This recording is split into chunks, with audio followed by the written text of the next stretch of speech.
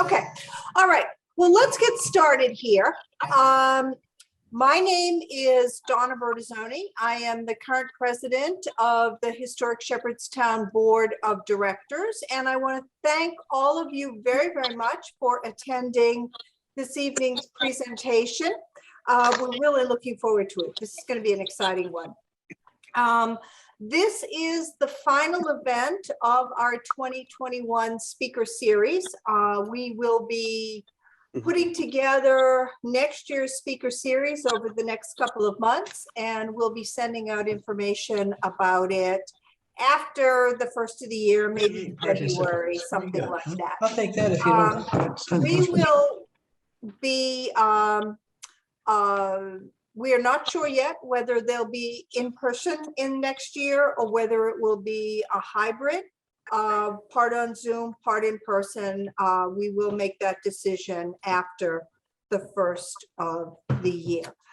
Just a couple of housekeeping things. As we move into the presentation, we'd appreciate it if you would mute yourselves and turn off your video so that we can all focus on our speaker's presentation. Also, if you have any questions, please type them into the chat box and we will make sure that they get answered at the end of the presentation. Couple of other things. For those of you who are members, we'll be having our annual membership drive beginning in January 2022. If you're not a member and are interested, please let us know. We would be happy to send you membership information. Also, we're always looking for people who are interested in volunteering with Historic Shepherdstown, either as a member of one of our committees, or if you are interested in the museum, as a docent for the museum next year.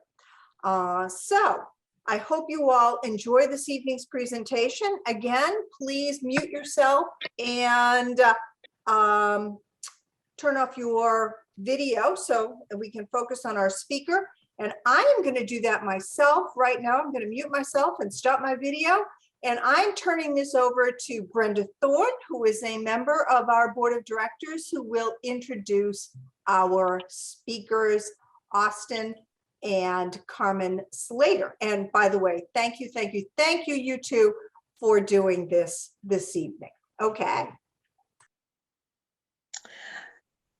All right, good evening, everyone. Welcome to our fourth and last installment of the speaker series that Donna mentioned today for 2021. And we have a tremendous treat for you this evening, in store for you this evening. As Donna mentioned, my name is Brenda Thorne, board member for Historic Shepherdstown Commission and a resident of Shepherdstown.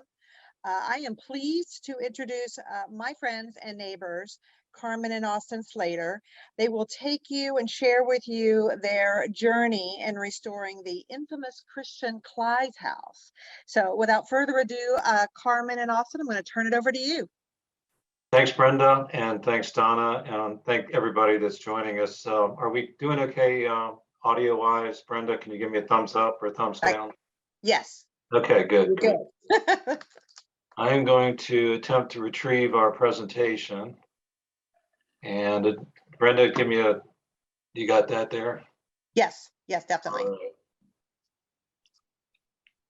Okay, so what we're going to do tonight is just, as Brenda mentioned, we want to just walk through our experience in renovating this wonderful home. We have completely fallen in love with this house. We've fallen in love with the town. We've got wonderful neighbors and friends throughout Shepherdstown after a very short period of time. But the Christian Clise house, I was getting ready to retire. It was available for sale. The Dabney Chapman's estate had it up for sale, and we were very fortunate to acquire it and undertake bringing it back to a better state of affairs. So with that, what we intend to do tonight is cover these topics. I don't think this will take very long. Got a lot of photographs to show you, and and of the project and before and after, and discuss some of the challenges that we undertook throughout the project. So I'm going to talk a little bit about the house and a brief history of the house. Was asked that we talk about planning and most importantly permitting. We're going to talk about the major components of the construction work that was undertaken, both from an exterior standpoint and interior. I want to give a shout out for our skilled and devoted partners that worked with us. And Carmen did a extremely good job in tackling the West Virginia historic tax credit. And there was some interest demonstrated by some of our friends and members of the Historic Society and the town that wanted us to go into a little more detail about that and explain the process. We were almost ready to not do it, and we're glad we did. So we're going to encourage you to consider it if you undertake a similar project.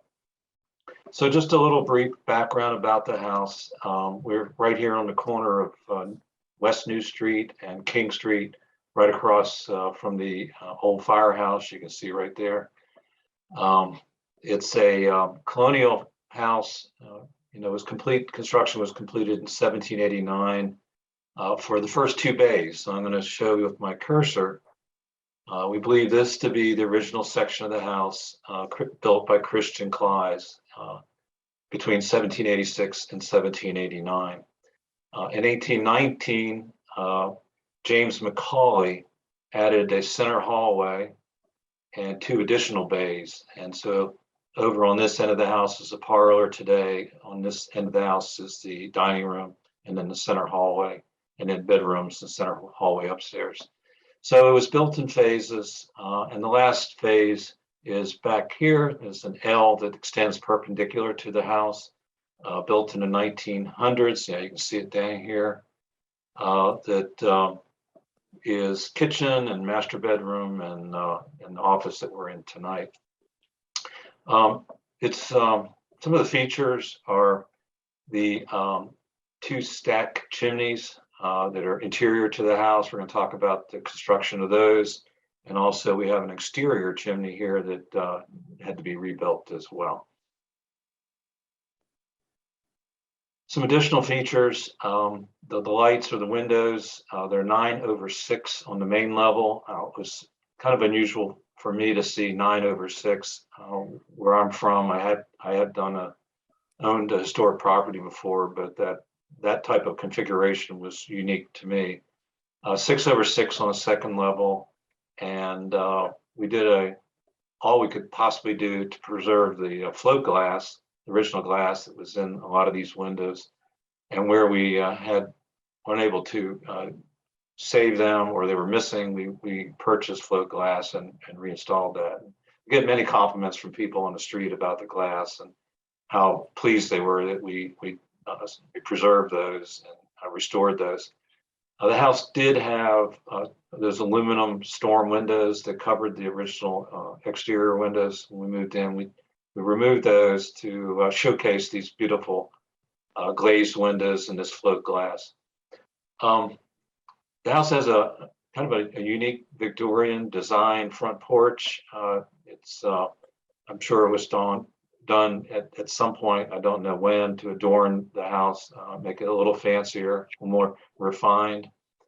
And in John Allen's Uncommon Vernacular, I'm sure a book many of you have on your bookshelves at home, he made reference and has photographs of several unique features of the house that exist today that have been painstakingly preserved over the years by successive owners. The first is this very unusual, as he termed it, rare 5-panel door. 6-panel is not unusual, but 5 and 4 is not unusual, but 5 is. And this is a passageway between a center hallway and the parlor. So that was a Macaulay addition. The newel posts were somewhat unique because of this grip top, which really aided navigating up and down the stairs. We have about 5 of those newel posts throughout the stairway. It's a very graceful stairway, and it's adorned with these incised stair brackets, which Mr. Allen also included in his book and made reference to as being a unique feature to this home. It is a log house. It was built as a log house and predominantly oak logs. And as I indicated here, they're hard as iron. Our builder that worked with us burned up several drills trying to drill into some of these logs. And they're very sturdy, very stout, and over the years they've hardened as tough as iron. This illustrates the logs and chinking. So chinking is these little boards that were kind of stacked in between the logs. Sometimes rocks were used, but they would be called chinking. And once they chinked it in, they would cover it with this cement, which is a very unique blend of, what are the three components? Horsehair and plaster. Horsehair, lime, and water and sand, I think, yeah. So some of this we revealed during restoration, and we took photographs, and we also have it revealed in a couple of the rooms for future generations to appreciate. I marvel at the size of these logs that were hoisted up to the second floor. I imagine they were very, very heavy, probably used block and tackle and scaffolding to hoist them up and put them into position. Here's some shots of the house when we bought it. You can see the for sale sign still there. Some of the things that we tackled, we'll see downstream here in the presentation, is successive coats of paint on the rubble foundation. I'm a fan of rubble. I love the stone foundations and did not like the paint, so we removed that.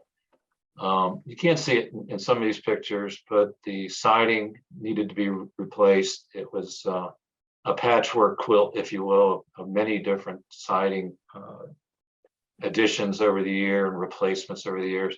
And on the back side of the house, there's actually a masonite type of siding, very modern type of siding. And more than one person going by the house would stop us on the street and say, it will take longer and cost more than you think. And truer words were never spoken. So a bit of history.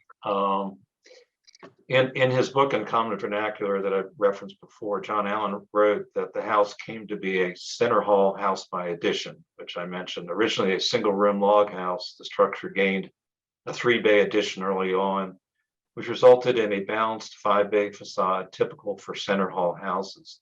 The original section dates to 1786, when construction is thought to have begun by Christian Clise, and was expanded by James Macaulay, who added the fine central stair in 1819. I've listed our best effort to collect all the previous owners of the house, beginning with obviously Christian Clise, purchasing the property, which bought, I think, 116 from Abraham Shepherd, who I believe was a son of Thomas Shepherd. And Thomas was a beneficiary of a land grant of over 220 acres, which is now Shepherdstown. He subdivided much of the property into approximately 200 lots, of which Clise acquired lot number 116 in 1786. Shepherd had the following standard contract clauses in his sale of the lots. First was, the structure must be built in 2 years or property ownership reverted back to Shepherd. So he was anxious to see the town develop, and he incentivized that with a 2-year construction requirement. And also the structure had to be at least 20 feet by 20 feet. I learned that today, actually preparing for the presentation. So I got my tape measure out and I said, well, I'm going to measure the original part of this house. And I got about 19 feet across the front and 21 feet down the side. So they were pretty close to the 20 by 20. They obviously got the square footage anyway, so I'm sure they qualified. And two, the property was initially a ground lease for £2, that would be pounds sterling per year, which eventually morphed into ownership in fee simple. Another interesting individual is Michael Cookis. It's also, I saw it spelled C-O-O-K-I-S. Cookis was a private in the colonial army and served throughout the Revolutionary War. He owned several properties in town, And I found him listed on the Richmond Fire Insurance Company register as owning 2 properties in 1792 with a value of £1,000, which seemed like a rather high dollar amount to me. Mentioned James Macaulay earlier here. Macaulay was the individual that had the center hall, believed to be that had the center hallway and the second 2 bays on the King Street side. The Reverend A.A.P. Neal, he was a Methodist minister here in town who owned the house when Susie Farrell was shot and killed by Harry Smoots. And I'll talk about that in just a moment. Friel Welshans, another prominent townsperson. Friel, I assume, was related to the Welshman family who owned and operated a store on German Street, which bears their name at the top of the facade on the front of the building. He actually resided in the house across the street from our house, with now owned and occupied by Marty and Elise Bach. So not sure why he owned this one and lived over across the street. Perhaps it was a rental for him or family. Mr. Welshans served as principal of the Shepherdstown Grade School, which was located at the corner of King and Hill Streets, which today is the site of the present-day Shepherd University Stutzman Sloanaker Hall. Principal Welshans was still in service as principal when the new elementary school was built on the other end of town, and he oversaw that transfer and transition, and he taught 6th grade there as well. Ruth Carpenter was a colleague of Mr. Welshans. She was known as Diddy and served with the Welshans at the primary school as both cook and custodian. And her husband, Woody, was a bus driver. I would be remiss if I did not recognize Donald and Betty Shaw. The Shaws ran a highly successful engineering and drafting business that developed shop drawings and construction submittals from architectural plans. The Shaws made substantive improvements to this house in the late 70s and early 80s. And the Shaws left very detailed note cards about the work and very carefully refined, perfect penmanship. So there's no doubt a result of his training and as a professional draftsman and engineer.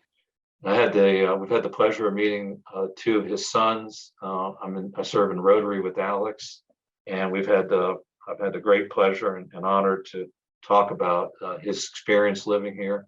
And he shared some pictures of the house and his parents. And last but of course not least is the previous owner, Dabney Chapman. For those of you who knew Dabney, he needs no introduction. We are frequently regaled by passersby, sharing their deep respect and eternal fondness for this gentleman, known for his government service and command of not only the English language, but other languages as well. And we feel like we will always be living in Dabney's house as long as his friends and colleagues are still in the neighborhood. So a brief overview of some of the owners. Significant events affecting the house. Of course, we talked about the acquisition of the property from Abraham Shepherd in 1785, 1786. House being constructed in about a 3-year period. And interestingly enough, within 3 years of construction, Christian Clise sells the house in 1792 for £300, moves to Lexington, Virginia to operate in ordinary with his son. In 1811 to 1850, and maybe a longer period, I've seen different citations, and it's somewhat controversial, is the question of the basement served as the James Tavern. Some believe it did. It's listed in Musser's History of Shepherdstown as this house is the location of the James Tavern. There's some disagreement on that. I don't think any final determination can be made from the records that exist today. The James Tavern was a meeting place for the town council, and I noted in the history that the town council would run up a tab while they were having their meetings. So their meetings were probably very relaxing and very lively at the same time. And then, of course, 1862, the Battle of Antietam, and then the subsequent Battle of Shepherdstown, and September 17th to the 19th. And it's highly likely, I'm probably almost assured, that Confederate wounded were sheltered in this house, as they were in most every house and church and building in Shepherdstown, given the extensive number of wounded from the carnage of Antietam. And then probably the most sensational piece of history is in January 1892, a young lady, I think she was 25 years old, Susie Farrell, was shot in the head by Harry Smoots on New Street in front of the house. She and a friend were either about to or in the process of doing some sleigh riding because of a snowfall they had. Harry Smoots was a spurned suitor, and he apparently was so insulted or unhappy, he decided to end her life, which he did. Susie was removed to the parlor by the owner, Methodist pastor Neal. She was either dead or died before she got in the parlor, or died there shortly thereafter. In the same year, Smoots dies from a morphine overdose in jail. They don't know how he acquired it. I've read speculation that perhaps his sisters smuggled it in. And this was done after he had been sentenced to hang until dead. So he was able to avoid the hangman's noose. Paranormal investigators believe Susie's ghost remains as our permanent host, and Janet Hughes, who is our mystery tour, says that she's encountered a ghost here in front of our house. And so we're not necessarily ghost believers, but it's fun to think about and entertaining. The house has appeared in numerous documents, newspapers, publications. These are just some clippings that we found. I believe Alex Shaw sent me one or two of these. It's been a host for the Yule Tour, the House and Garden Tour. It's on the Historic Shepherdstown Commission walking tour. Note to myself, I got to get a number back up on the house because it's not currently numbered for the walking tour. But it's an iconic home here in Shepherdstown. A lot of people think of the town when they see the house as being fairly representative of what this community is about and what our values are and what we care about. So we're going to transition over to planning and permitting, and I'll ask my wife Carmen to talk a little bit about that. Was it my turn? Yep.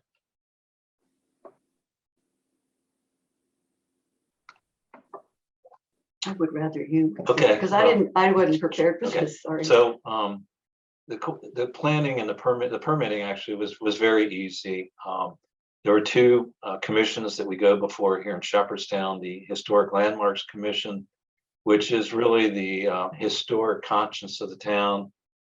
You can see their byline or their motto at the top: Shepherdstown Historic District Design Guidelines are designed to promote and achieve investment protection, property value, better design, and education. If you're undertaking a restoration of historic property, there's an application available on the Corporation of Shepherdstown website. You can download that and complete it and pay a modest fee and submit it to the town. In our case, we had such an extensive and number of measures that we wanted to undertake to restore the home. I put together a supplemental report and identified all those measures and took photographs, and also included samples of what we were going to use for siding, et cetera, and submitted that as part of the application. And we appeared before the commission once or twice, I think, to augment and amplify the different things that we had planned to do to the house. It was a very easy process, a very welcoming group. They're really partners in the process. They have a job to do to ensure that homes are restored tastefully and within the guidelines of the historic registry. But at the same time, they work to help us do that as easily and without as little as burden as possible. We also went before the Planning Commission. In our case, we had retaining wall we wanted to rebuild. We had some exterior lights. We had sidewalks we wanted to build, and we wanted to replace the fence. So those fell under the Planning Commission's jurisdiction as opposed to the historic landmarks. Like the historic landmarks, they have a application available online and a modest fee. And like the Landmarks Commission, very easy to work with, very collaborative. They are going to insist and ensure that properties are built according to their standards, but they're good standards and they're good model to follow. So my wife Carmen here, she is now on the Historic Landmarks Commission, and I want to do a quick shout out to Andy Bell, who works in that office on these and with these commissions. These are our layman commissions appointed by the town council from people, our neighbors and our friends here in Shepherdstown. They sacrifice personal time to serve on these commissions. They do an awesome job. They come equipped with a lifetime of experience and expertise. And Andy does a super job of working with us. He's always available, phone call away, and he came down here a couple times to meet with me, and can't say enough good things about him and how collaborative and hardworking he is. And the town of Shepherdstown very fortunate to have him. So we had as-built done as we kind of walked down our journey here. We wanted to get our arms around the house and the specifications. So an as-built is just basically a architectural rendering of the home as it exists today, and or when we purchased it. And these became instrumental in helping us do some of the interior design work we wanted to do. We made it available to our structural engineer, who's Alicia McCormick, who actually has an office at the Empire Hotel, where the Historic Shepherdstown Commission operates. She was an awesome resource. We used these to do some interior design for some closets and bathroom upgrades. And so this is the main floor. Just to give you kind of a picture, this would have been the original section of the house. It's about 19 by 21.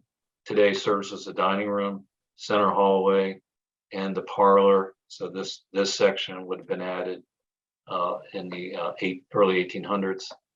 And then this was a 20th century addition, which really serves as the living quarters for us today for kitchen, dining, and our master bedroom. Basement here, the basement, and we'll have some pictures, is really highlighted by two huge fireplaces on either end of the basement. They were obviously some form of kitchen fireplaces. They are probably, I didn't measure them, but about, I'd say probably 5 feet wide and maybe about 4 feet tall, with an unusual wooden lintel, which sits right above the fire, and you can see where there's some burning has happened on it. But it was surprised to see wooden lintels over the fireplace. And then here's the second story. Guest bedroom, which probably served as the family bedroom on the original section of the house. We have another guest bedroom. We ultimately converted this area into a guest bath and a laundry room. This is a sleep porch where Carmen and I are sitting today. We converted that into an office that we use. We love it. We look down on King Street. And then this is our master bath and master bedroom and master bath. Back stairway, which requires some agility to scale. You don't want to be having a drink or two and start running up and down those steps. And I know the Shaws know what I'm talking about.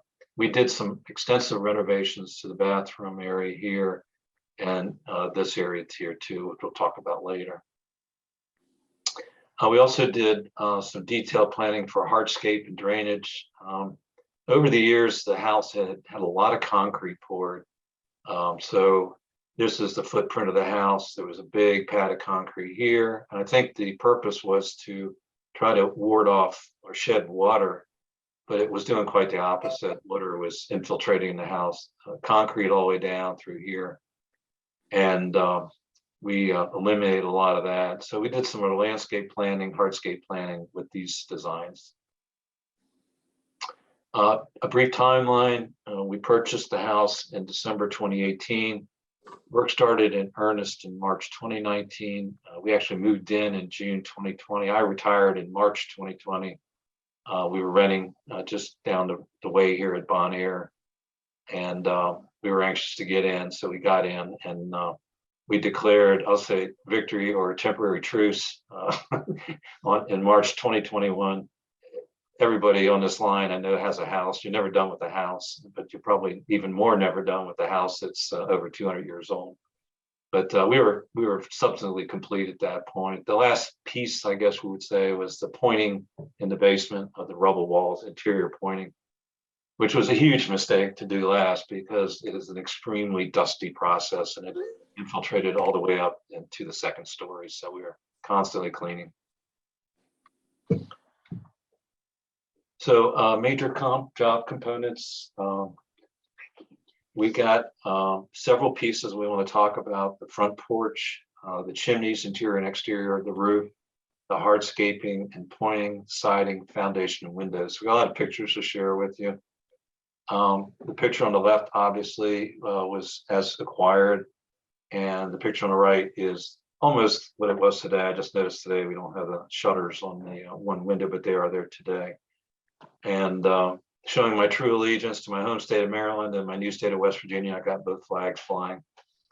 Some of the things we did, we mentioned, I got rid of the storm windows and just to reveal the beauty of these glass glazed windows. This float glass is absolutely gorgeous. They have little imperfections in them, which just make them all the more enchanting.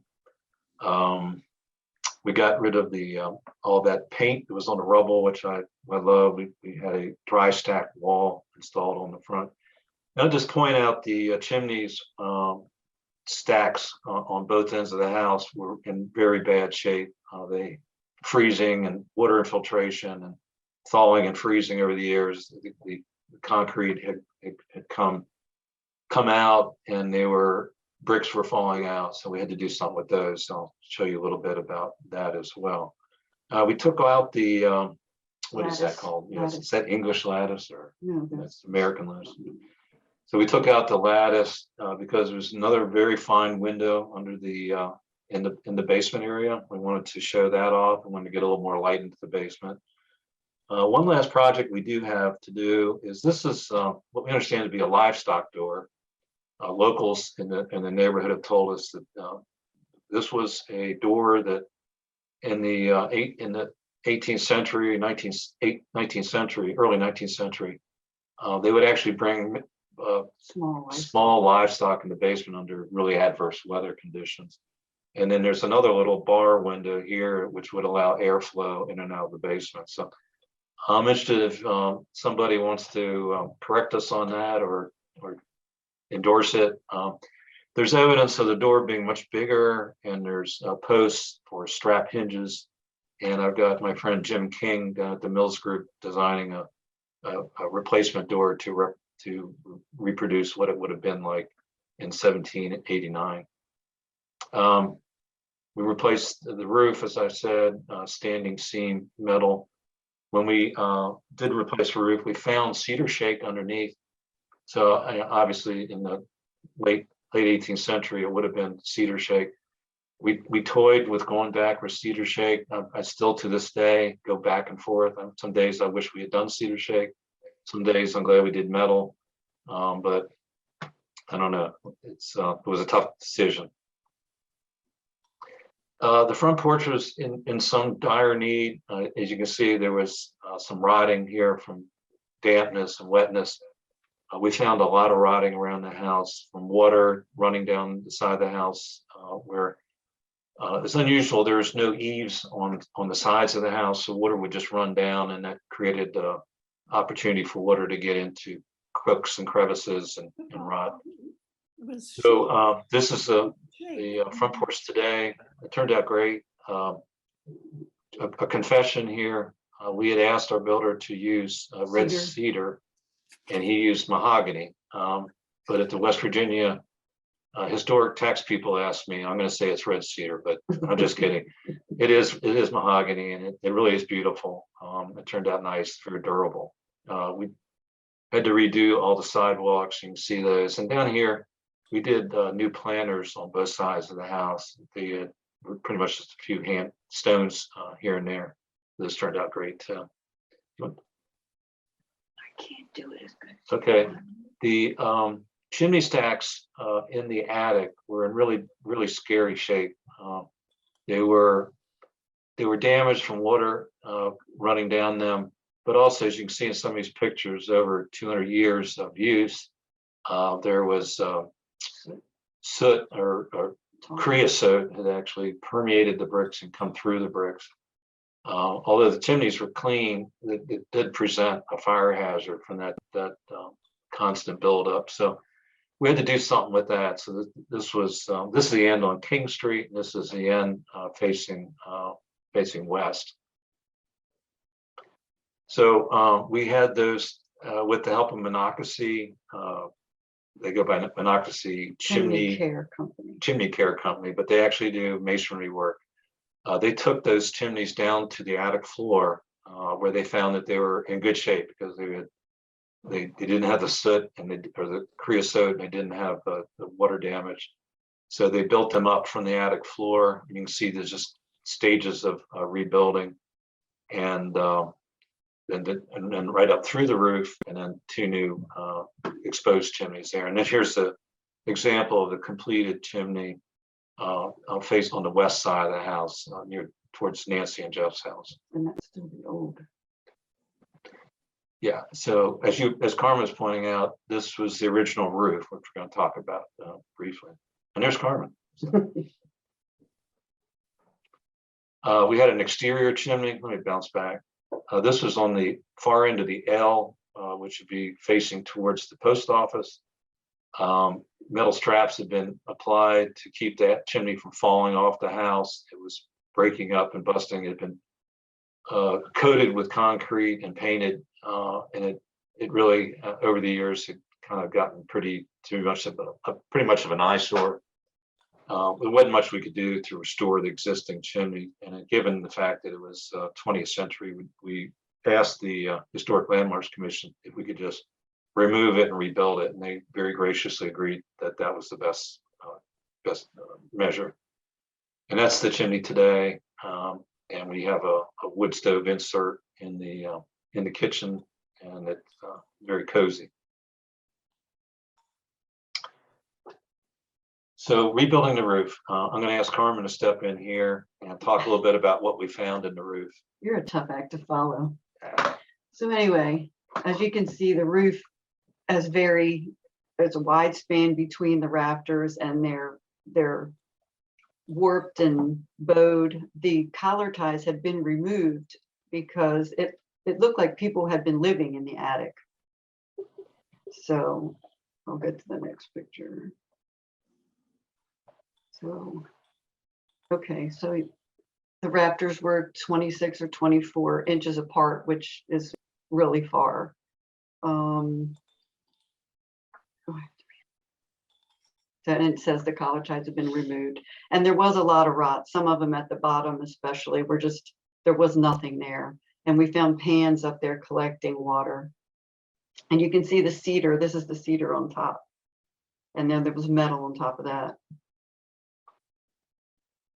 And that's our contractor, Chris Schwartz. You can see the rot here, and you can just see how spindly they look. It was really scary. And Alicia McCormick and Chris Schwartz collaborated when we inspected the roof, and just said it needed to be replaced. And it was a disappointment for us because we didn't want to disturb any of the original structure, but obviously we want to preserve the house. So Right. We undertook the complete restoration of the roof.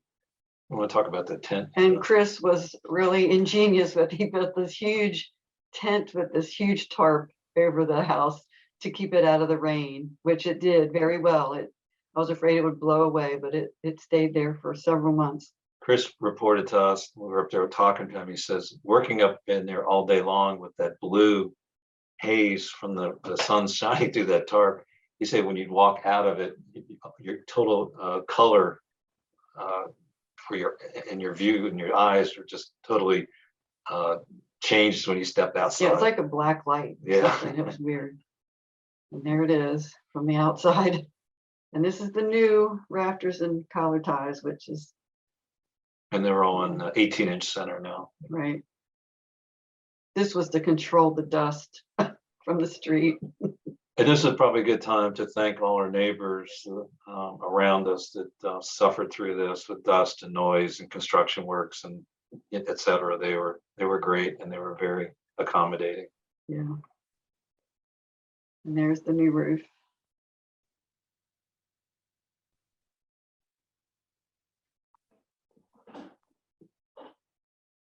And it was made of oak, like we said, new collar ties, 18 inches. There was some kind of like an insulated membrane under the metal to keep the moisture out. And we love our new metal roof. And you wanted to comment? Oh, I wanted to comment on, this is looking up from the guest bedroom upstairs. And once we had to remove the drywall off of the ceiling because it had gotten really damaged from the moisture, the water leaking in the roof. So we took all the drywall off. And once we saw these beams, we thought, wow, we should expose those because the drywall was on the bottom of these beams. So we thought that would be nice to be able to expose those. So we'll talk about that later with the historic tax credit.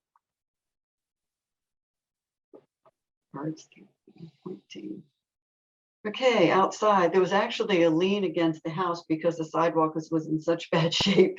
And in Shepherdstown, a lot of the homeowners are responsible for the sidewalks outside their homes. So we had them, they used the same bricks where they could, and they replaced them. Monocacy also did this work for us. And they did a great job. And this is the sidewalk outside the kitchen. This is the kitchen porch. And that's Tim. And he did a great job. We love the sidewalk and the porch. And this is on King Street. This is our basement door. And this is the old planning box. As you can see, it's pretty much just rocks. And they rebuilt that. And this is Licorice, our dog. And these are the old steps coming up from King Street.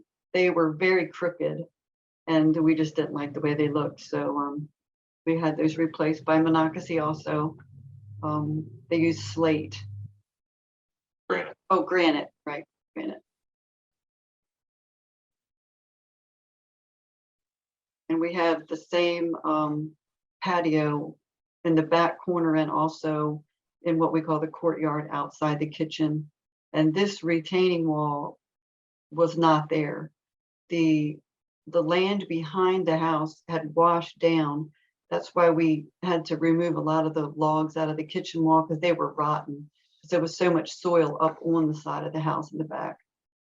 So we got approved to build this retaining wall, which really makes it nice. It holds the soil back. And we, yeah, go ahead. What? I think we'll go to This was all covered over with soil. keep going. Till before and after. Okay, this we got actually from a landscape person who came and cleared a lot of the brush and stuff before they put the house on the market. And he gave us these pictures. It's amazing how much it had grown up. And so this is the same view today. And this is the side of the house where we replaced that chimney from the foundation up. And this is the old chimney here. And it was just a mess of weeds. And the old fence on King Street. Come with your design. Oh, and this is the new fence. I got the idea from actually Abraham Lincoln's house in Illinois. It's not identical to this, but that's where I got the inspiration. I wanted to provide some privacy, but I still wanted to be able to see people walking by. In case I recognized somebody, I wanted to be able to say, hey, come have a glass of wine. So Chris, our contractor, was great. He made different spaces and different size pickets, and we experimented and we're very happy with the way it turned out. It's great.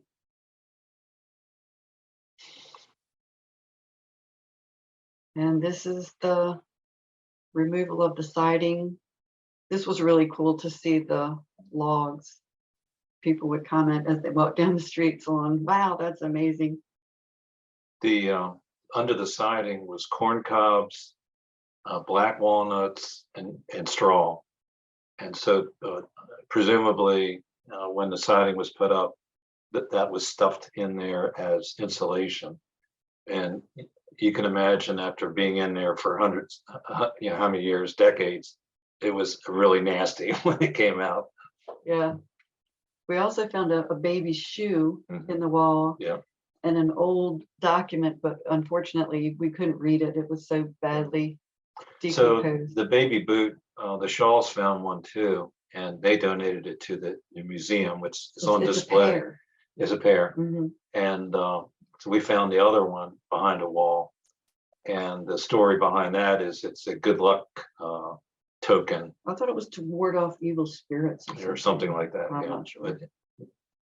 But anyway, this is the siding process, and you can see they have black trash bags because they removed every window and painstakingly repaired it. And there's the new cedar It's siding. red cedar. And it was locally milled, not far. It's in Pennsylvania, but not far from here. And you can see that livestock door here pretty well, And then and the bars on the window here. We also had these rebuilt, these columns. columns here. Monocacy did that as well. And this was the sandblasting of the foundation, but they didn't actually use sand. They experimented with several different mediums, starting with the softest and working their way up to use the least destructive material because they didn't want to pit the stones and do any more damage. They did an excellent job. They also sandblasted or whatever they used the beams in the ceiling of the kitchen and also in the Basement. inside of the basement as well. And talk about a mess. That was Everywhere. dust and everything. It was We're really still bad. finding some. Yeah. The foundation, Monocacy also did that.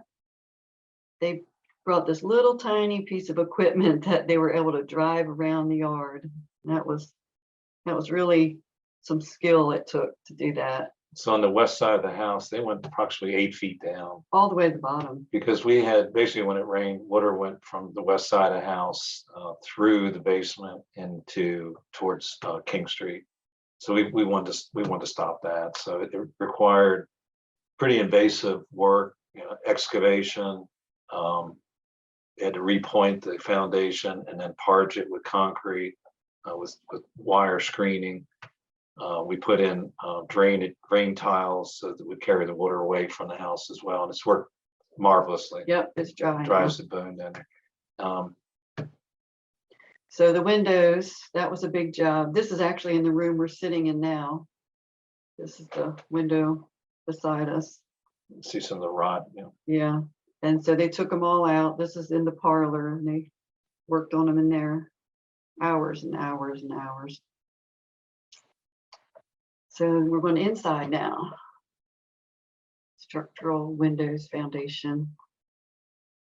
Okay, why don't you tell them about these? Just as for information purposes, when Alicia McCormick and Chris Schwartz, our builder, looked at the house, they looked at it both from just renovating, but also from a structural integrity standpoint. And it required some serious structural work. 2 lateral LVL beams. LVL is just an acronym for laminated veneer lumber.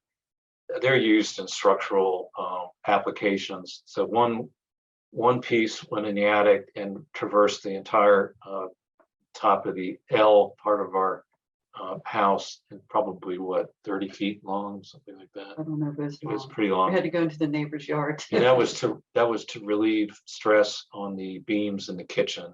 There was too much weight on those, so they had to put that over them to support that. And then there was one over the guest bedroom that Carmen showed you earlier, where you could see right up through into the attic. One was put there to reinforce those.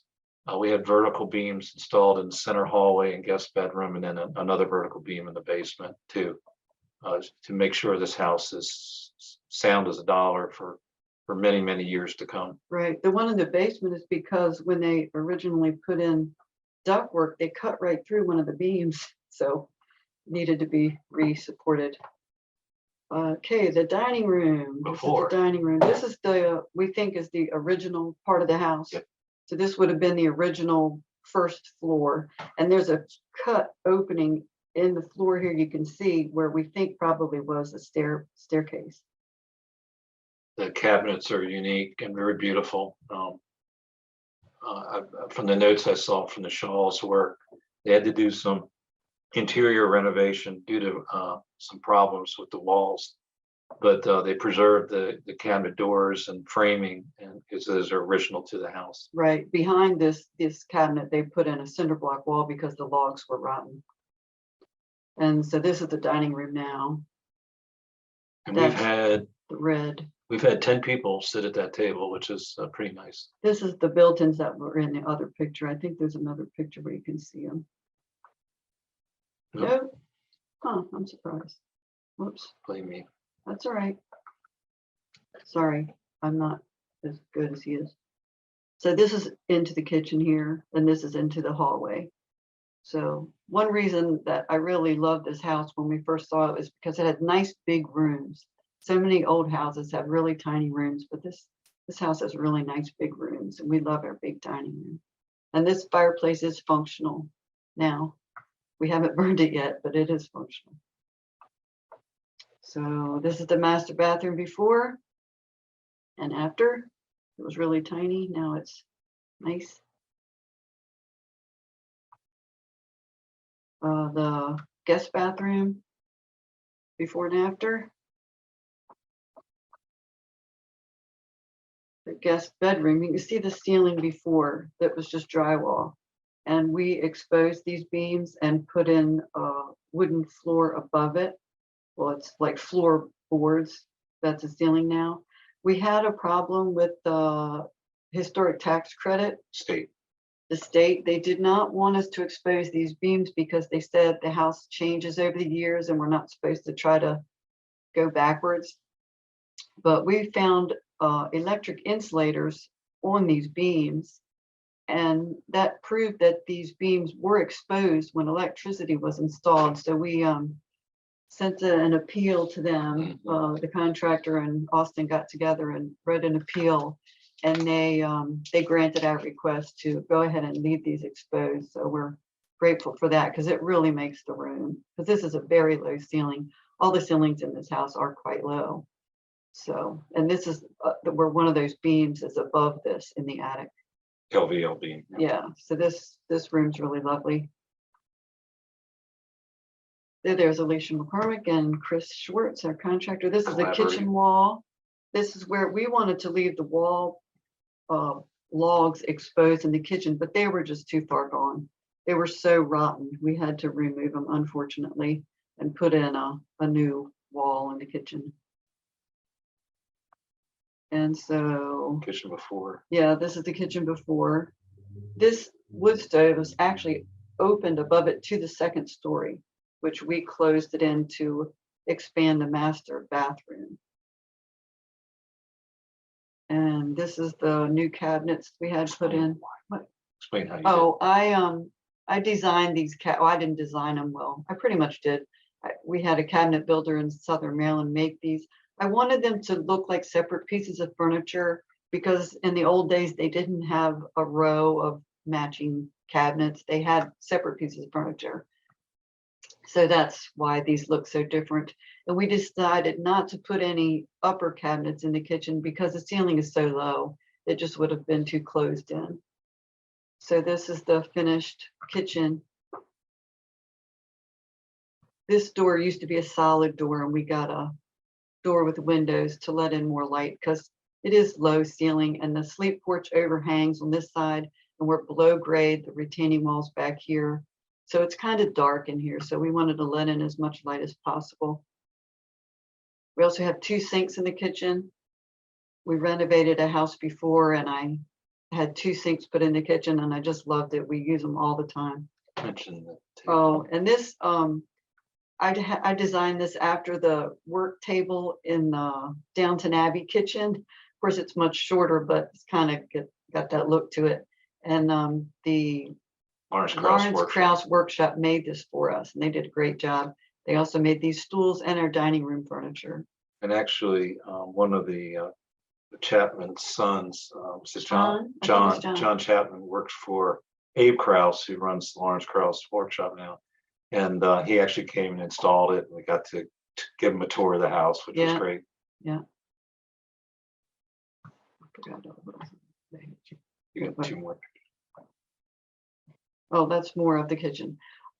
This mantle was one of the logs out of the wall that we had to take them out. It was half rotten, but this part was able to be saved. So Chris made that mantle, and we really liked that. And we had the refrigerator put in the corner here so it wouldn't be too noticeable. There's the basement before. This is one of the fireplaces here. It's on the King Street side. This is the one that is functional now. We have a wood stove in it now. This is the other fireplace that's in the original section of the house, we think. This is the wall against New Street. This is where the water used to collect in the basement. And this is the pointing in progress in the basement. More point. More pointing. It's a lot of pointing. And so this is as it looks now, this is the fireplace where we put the wood stove, and that's functional. And this is Looking towards looking New Street. towards New Street. And we had some waterproof laminate flooring put in, and that really made a difference because it was concrete and it was really dusty. So here's the parlor. There's that 5-panel door that we showed you. That was in that book. Before shots.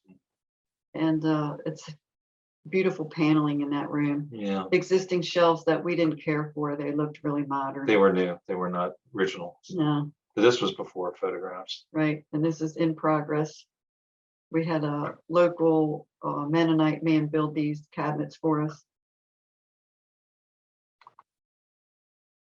And this is how it looks now.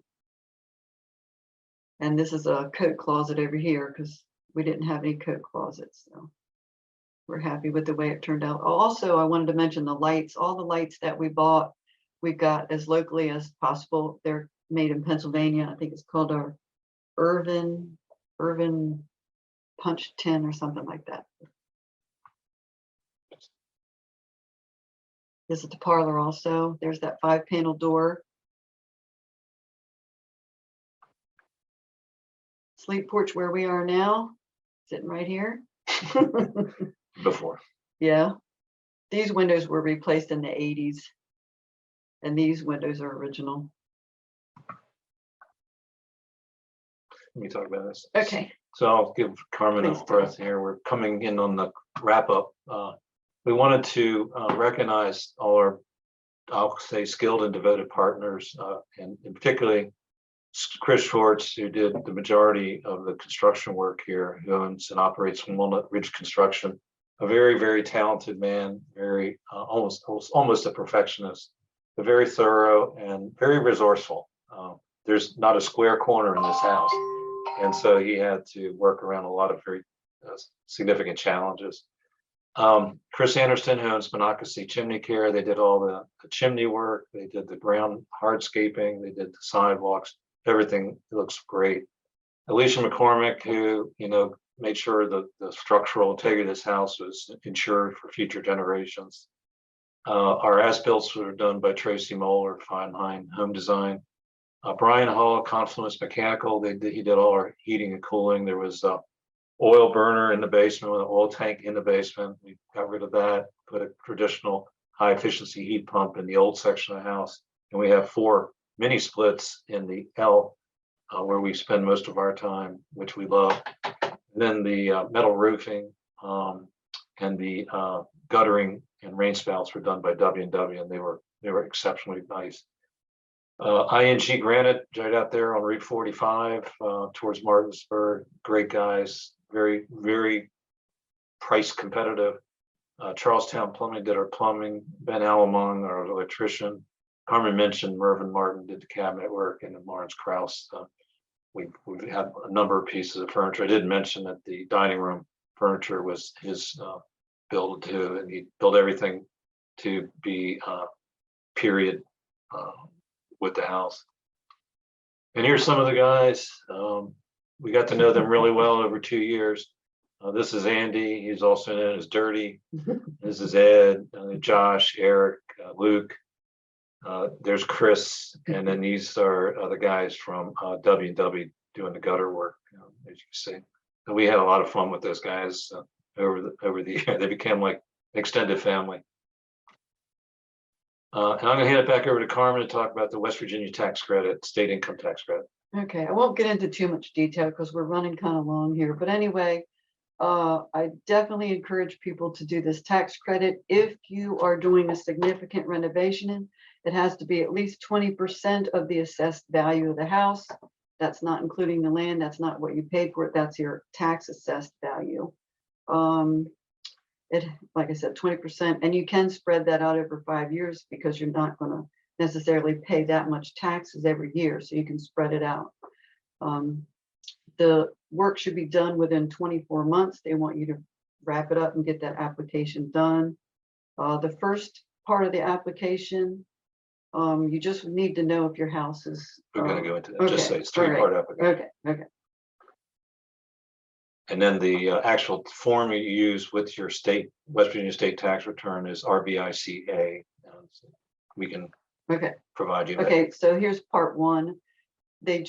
You have to have your house individually listed as a historic home, or it has to be within a historic district. Our house is within a historic district and it's at least 50 years old, so we automatically qualified. So you just have to write a little bit about the significance you think of your house, and that's easy. And yeah, we put a map of where it was located in the historic district. The part two is the tough part. Here's where you have to describe the before and what you plan to do. And that I probably had 10 pages. And all the pictures before.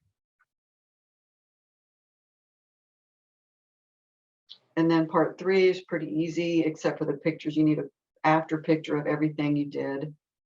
And then you need to add up the costs, and you don't need to send them the receipts. You just need the total of each qualifying thing. Certain things aren't qualifying, like outside the retaining wall, sidewalk, stuff like that are not. It's pretty well defined. I kept very detailed spreadsheet. I kept all my invoices. I kept them organized with applicable costs and non-applicable costs. So this was a one-page document. It was really easy to fill out. I just took the totals off my spreadsheet, sent it in, and it came back signed by the secretary of the Division of Culture and History, and we were good to go. Yep. And so you file that with that RBIC, and it saved us $10,000 in income tax this year, and will continue to save us for the next 4 years the same amount. Yeah. We strongly recommend it, and if you need help with any of this, don't be afraid of it. It's a little bit of a hassle, not the big hassle. I encourage you to do it, and we'd be happy to assist you. We got encouragement from Meg Sperlin. Meg Yeah, 'cause Sperlin. she had done this successfully, so she spurred me on, and I'm glad she did. So thank you, Meg, for that. So we want to thank the Historic Shepherdstown Commission for awarding us the 2021 Preservation Award. We're thrilled to get that recognition. And really the house deserves the recognition. I'm just, we're just temporary owners. We're not going to be here forever. And I'm just glad to see that it will be, it's in a state that can go forward. And we'll try to be good stewards while we own it and preserve it for the next generation.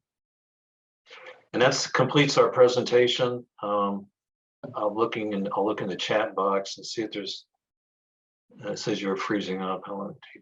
How long did it take to get response from the state? Not long at all. I mean, For the tax credit? yeah, for the you tax mean? credit. No, they were once you find somebody to work with you, and I've got a name of a person, they're pretty responsive. Yeah, sometimes you have to call a couple times and send a couple emails, but I didn't have too much trouble with them.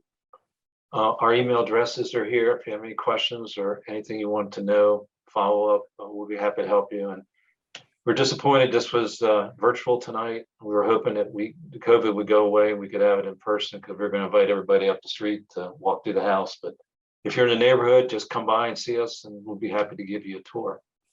So Donna, I'm going to hand this back over to you. Okay, does anybody have any additional questions for, there's something, this was an amazing presentation, very inspirational. And I have to agree, this was just fascinating. I had an opportunity about 6 months ago to take a tour of the house, and everything was just so beautiful, but just learning about the entire process and what you went through today made a huge difference. So we want to definitely thank you. Let's see, we have a couple more comments here. Congratulations on an incredible effort. This was quite a treat, no questions, but thanks for the wonderful landscaping. Thank you for the presentation. You really have done a wonderful, wonderful job in terms of improving that corner. I mean, there's no question that corner looks so much better, and it's so wonderful to see it redone so well. So does anybody have, oh yes, and I really like this. Carmen kept us fed with tomatoes this year as well. I walked by not too long ago and had the opportunity to pick up some peppers. So I appreciate that myself. Okay, and when can we drink beer in the old tavern? That's a good question. You really did a wonderful job. It does look like a tavern down there in the basement. So anybody have any specific questions? Okay, well, thank you for what a wonderful presentation and for everything that you have done. And thank all of you for coming and joining us this evening. I am hoping, keep your fingers crossed, that when we resume our speaker series in the spring, that we will be able to meet with you all in person.